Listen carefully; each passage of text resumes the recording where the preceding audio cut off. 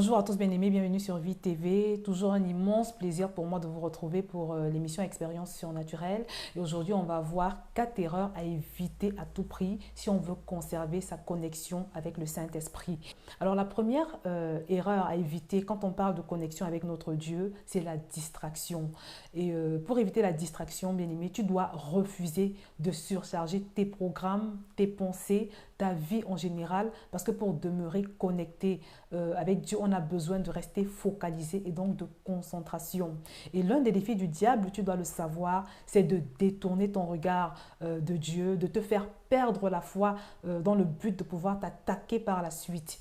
Alors, ton combat à toi, et c'est également mon combat, c'est de t'organiser pour obtenir le calme et la concentration nécessaires à ce que tu puisses rester focalisé. Je vais lire la parole de Dieu bien-aimé dans 1 Pierre 4 au verset 7. Je lis la parole de Dieu. La fin de toute chose est proche. Menez donc une vie équilibrée et ne vous laissez pas distraire afin d'être disponible pour prier. Bien-aimé, bats-toi, fais tout ce que tu peux pour mener une vie équilibrée. Et quand la Bible parle de vie équilibrée ici, il s'agit pour toi d'éviter toutes les choses, les circonstances ou les personnes qui te prennent beaucoup de temps ou qui te surchargent sans forcément être utiles ou appropriées. Sois ferme dans ton organisation parce que le fait de se surcharger fatigue et distrait.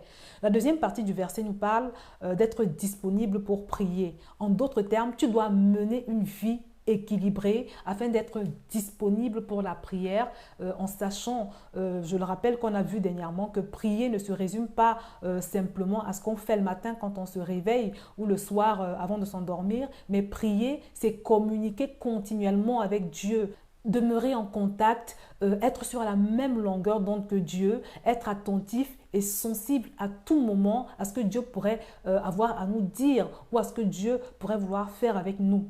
On a donc vu que prier, c'est aussi une attitude, celle d'être continuellement en train de glorifier et d'honorer Dieu par notre vie. Et donc, pour en revenir à 1 Pierre 4, 7, si on veut conserver, protéger ou garantir son contact avec Dieu, il est nécessaire de mener une vie équilibrée.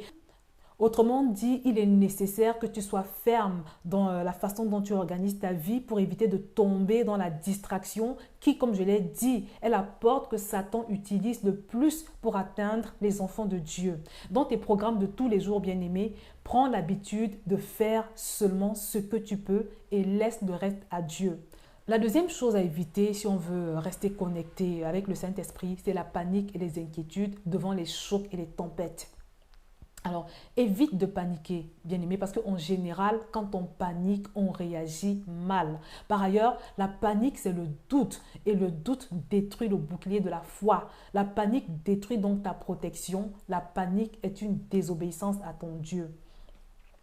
Évite aussi de te torturer à cause des préoccupations et des soucis divers, simplement parce que c'est également une forme d'incrédulité et que de toutes les façons, la Bible nous dit que nous ne pouvons rien changer par nos inquiétudes. À chaque fois donc, bien-aimé, que tu fais face à un choc ou à une situation vexante, souviens-toi que tu dois garder ton calme et prier. Ne panique jamais, mais apprends à rester calme, quel que soit le cas. Prie et pense à ton Dieu, accroche-toi à lui à chaque fois que tu reçois un choc.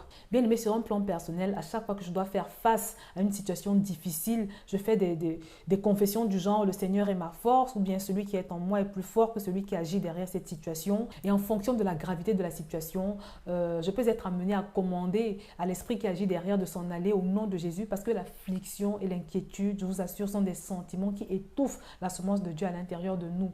La troisième erreur à ne pas commettre, bien aimé, si on veut conserver sa connexion avec Dieu, c'est celle de la passivité dans les moments difficiles. La pire des choses, bien aimé, quand tu passes par un moment difficile, c'est de te contenter de pleurer ou de murmurer et de ne rien faire d'autre.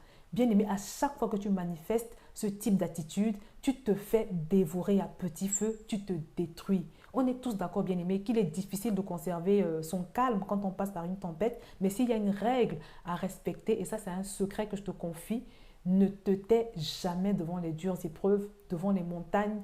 Ne te contente jamais de subir une situation d'attaque ou de choc qui vise à te déstabiliser ou à t'affliger, mais confesse ce que la Bible déclare que ta vie doit être. C'est pour cela qu'il est très important pour tous ceux qui ont déjà soumis leur vie au Seigneur Jésus-Christ de bien savoir que tu es immunisé par le sang de Jésus et que Dieu t'a donné le pouvoir de marcher sur toute la puissance de Satan. Ne te tais donc pas et ne reste pas passif, mais proclame la parole de Dieu et commande au nom de Jésus si c'est nécessaire. Je te promets, mon frère ou ma soeur, que ça fonctionne.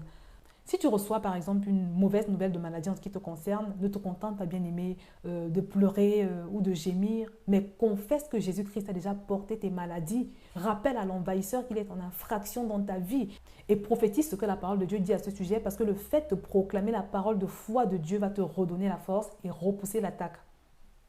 La quatrième chose à éviter si on veut conserver sa connexion avec Dieu, c'est l'impureté. Bien aimé, on a déjà vu que Dieu est saint et ne supporte pas l'impureté. Alors si tu veux conserver ta connexion avec Dieu, éloigne-toi des personnes et circonstances qui sont susceptibles de te souiller. Évite les livres sales, les musiques ou les films sales, toutes les autres activités qui peuvent exciter ta chair d'une manière ou d'une autre ou t'égarer. Éloigne-toi également, bien-aimé, de toute personne qui exerce une mauvaise influence sur toi. Il y a des gens, par exemple, avec qui, à chaque fois que tu as une discussion, tu te sens mal, tu ressens une grosse gêne à cause simplement de ce que vous vous êtes dit, vous avez parlé de choses pas bien. Et c'est toujours comme ça avec ces personnes-là.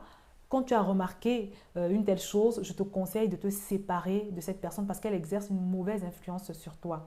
Pour finir, bien-aimé, de la même manière que tu fais attention à tout ce que tu manges, je suppose, pour éviter une indigestion ou une gastro, je te conseille de la même manière de veiller et de prendre garde à ce que ton esprit et tes yeux consomment d'une manière générale. Parce qu'on est très facilement influencé par les choses et les personnes qui nous entourent. Sache que Satan travaille dur pour te souiller, pour t'affliger ou t'égarer.